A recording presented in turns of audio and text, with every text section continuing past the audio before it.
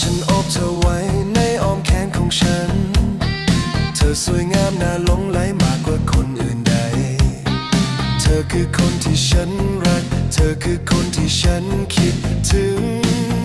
ที่สุดฉันอยากอยู่ใกล้เธอนอนแนบกับแขนเธออยู่ข้างๆเธอไม่ห่างไปแม้สักครู่ชีวิตและจิตใจของฉันจะมอบให้เธอเพียงผู้เดียวฉันจะรักเธอโดยไม่ทำให้เธอทุกข์ใจจะไม่ปล่อยให้เธอต้องปรารถนาคนอื่นความรักของเราสวยงามราวกับพระจันทร์เต็มดวงอยู่ด้วยกันตลอดไป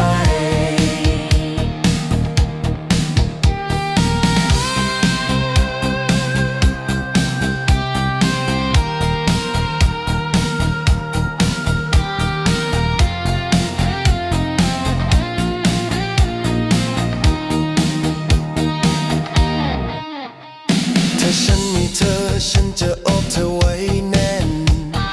ไว้ในอ้อมอกนอนแนบในความทรงจ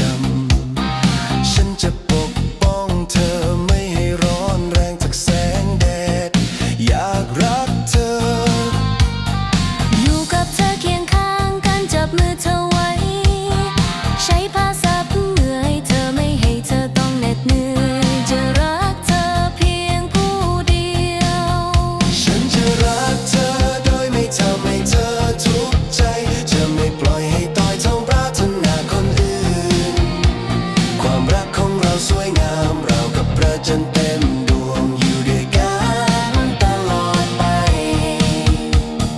มาฉันอบเธอไว้ในอ้อมแขนของฉันเธอสวยงามน่าหลงไหลมากกว่าคนอื่นใดคือเธอคนที่ฉันรักเธอคือคนที่ฉันคิดถึงที่สุด